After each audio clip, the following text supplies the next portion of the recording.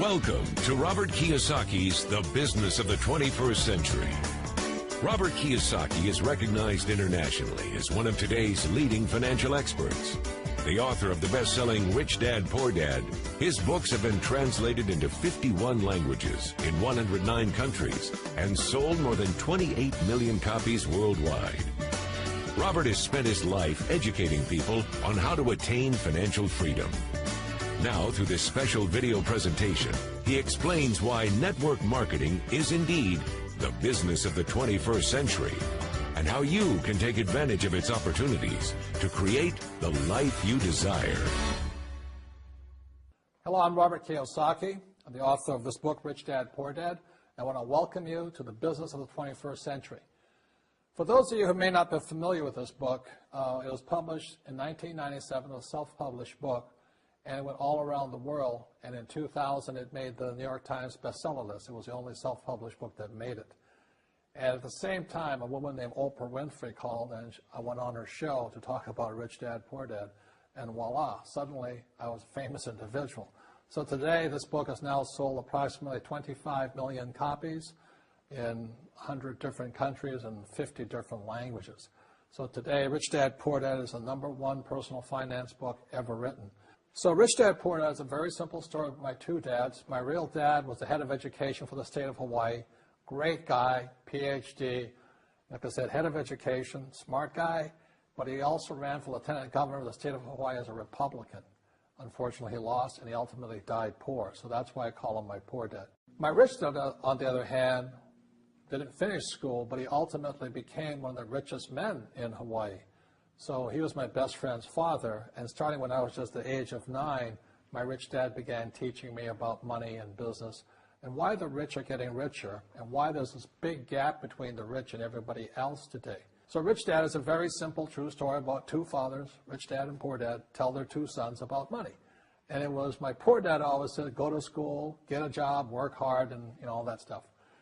And my rich dad says, you'll never get rich doing that. You'll never be a free man. So that's kind of the differences. But if I would show you a diagram of the differences here, is that in financial education, this is very simply the difference. Because there's no financial education in our school, most people do not understand financial statements. So this here is income, expense, assets, and liabilities. And the reason my poor dad was poor, it was very simple. Because he couldn't read a financial statement because he didn't have financial education in school. He was financially illiterate, although a PhD. And my poor dad always said, our house is an asset. And my rich dad said, your father may be well educated, but he can't tell assets from liabilities. So very simply, my rich dad said to me, assets, whether you work or not, put money in your pocket. So when a banker looks at your financial statement, the banker looks at this and says, oh, you have assets and you're putting money in your pocket. And if you look at your house, it's really a liability because every month it takes money from your pocket. Now I can hear people say, well, it's, I don't have any debt on it, but still every month you have insurance, you have upkeep and expenses to it. So very simply, the reason I'm a rich man today was I knew the difference between assets and liabilities. And I get richer and richer because every year I add more assets to my balance sheet here. And so that's one of the biggest differences. And as my rich dad often said to me, he says, son, my banker has never asked me for my report card. My banker wants to see my financial statement because it's your financial statement that shows how high your financial IQ is. How smart are you with money? If you're very smart with money, the banker will give you as much money as you want because you know how to make money with money. If you're not very smart about money, all the banker will give you is a credit card and a home loan. So those are some of the differences between my rich dad and my poor dad. And if you stay tuned, you'll find out how you too can create assets instead of liabilities. Because if you're going to survive in the 21st century, you need more assets than liabilities. The next thing I want to cover with you is one of the most important lessons my rich dad gave me, and it was called the cash flow quadrant. And what my rich dad explained to me is that there's 4 people in business. One are E's, employees. S stands for small business, self-employed, or specialist. B stands for big business, and I stands for investor. And the thing of note here is that most people who go to school are programmed for the E and the S side. For example, it was my poor dad who always said to me, son, go to school so you can get a nice, safe, secure job. And so my poor dad wanted me to be an employee. And since the time I was a kid, get a safe, secure job, steady paycheck, and benefits. Okay? I didn't want to be an employee. And I said, Mom and Dad, I want to be a rich man. And I fight with my dad. So my mother finally said, son, if you want to be rich, my mother was a registered nurse. And she said, if you want to be rich, the richest people I know are doctors. So my mom wanted me to come over here, be a specialist or a small business person. I said, there's only one problem with that, Mom. Doctors are really smart. And she says, you got a good point there. I'm not going to be a doctor. So I went to school. I have a Bachelor of Science degree. I can drive ships and I can fly planes. I flew for the Marine Corps. But I've never used any of that education because I wanted to become a business owner. So it was my rich dad who basically said to me, become a business owner and learn to be a professional investor. So one of the big differences here between these people is that it's called taxes. See, in 1943, in the U.S., the federal government passed a law that said employees had to pay tax before they got paid. So when you get your paycheck from your employer, you open it up, and voila, the government's always taken a sizable chunk of it. And the harder you work and the more money you make, the more money they take from you. So that's why it's not that good to be an employee, because you can never get ahead, because the more you work, more money you make, the greater they pay in taxes. Now, the doctors and lawyers and attorneys, accountants were all laughing, saying, oh, these guys, they're getting paying a lot of taxes. So naturally, the federal government changed the laws again. So in 1986 in the U.S., a thing called the 86 Tax Reform Act, and it basically took a lot of the benefits away from people who are self-employed, small business, doctors, and lawyers. So today in America, unfortunately, these guys pay the highest percentage in taxes. It is tragic. And a lot of people think they're investors, but what they're really doing is they're just giving their money to people like mutual funds, companies, and all that. So they're investing, but they're not really investors. See, the big tax breaks are on this side. The laws are pretty tight here, but this area is very, very gray. So by being a business owner on the right-hand side of the quadrant, you can make a lot more money and pay a smaller percentage of taxes legally. And the key word is legally. In the investor quadrant, it is possible to make millions of dollars and pay 0% taxes legally. But you've got to know the difference. So one of the beauties of business for the 21st century is it allows people to make the transition from the E and the S side to the B side especially. And so you can become a big business owner. And the difference between an S and a B, small business and big business, is most of these guys can't quit working. Most small business owners, if they stop working for more than a month, the business collapses. They don't really have a business. Most of these people own a job.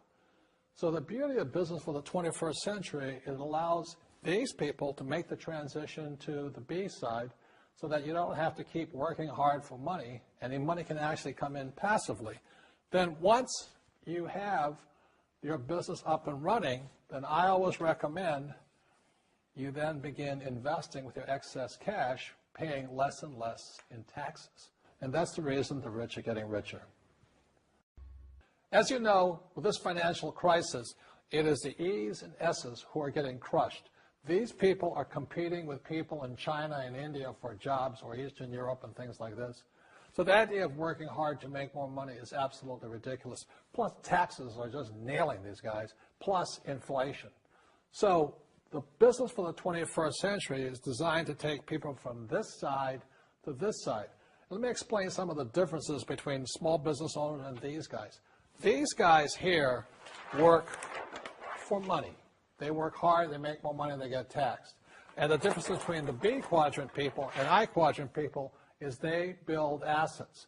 So, rule number one is entrepreneurs make things happen, but they make different things happen. Instead of working for money, they work hard to build assets. So point two, it takes courage to be on the B and the I side. See, these guys here want a steady paycheck. They want to get paid today. But the big difference and why it takes courage is these guys, it takes time to build an asset. But most importantly, point three for true entrepreneurs who build assets, it'll bring freedom. Now, one of the problems with this area, as you know, it takes capital. In other words, it takes a lot of money to buy some of these apartment buildings, to build a business and things like this. But there is a way. There is a way to do it with very little capital, and that's what I'm here to talk to you about. It's about a business for the 21st century. As an entrepreneur, I have built many businesses from scratch, and as some of you know, a lot of them crashed also. Statistics show that most new businesses fail within the first 5 years, 90% in fact. And of the 10% that survive, the remaining 10% crash in the second 5 years. So in other words, most are gone in 10 years. So I've looked at many different models, and one that stands out for me is network marketing. And the reason for that, it takes very little upfront cash. It is low overhead. You can do it part-time. I mean, keep your daytime job, but do this part-time. And once the business is up and running, it can generate enough income so that you can move from the left side to the right side of the quadrant. So let me tell you about my introduction to network marketing, because I had a very closed mind to it. Since I can build my own businesses, I said, why do I need a network marketing business? But about 15 years ago, I have a good friend, his name is Bill, and this guy is the best real estate investor I know. He has tons of assets in here. So I said, Bill, why did you start a network marketing business? And his answer was very simple. He says, it's my way of helping people. But more importantly, he says, the reason most people can't invest in real estate is because they don't have a business. They don't make enough money simply because taxes, debt, inflation, and retirement savings are killing them. They cannot even invest. So my friend Bill, who was a professional real estate entrepreneur, he says, I started a network marketing business so the people that worked with me could start their own business and then invest money with him. So with that, I realized then that network marketing wasn't about making money, but it was about helping people to help other people make money so they become financially free. So the beauty of network marketing, I said, like it's very low entry point, doesn't take much money, you can do it part-time.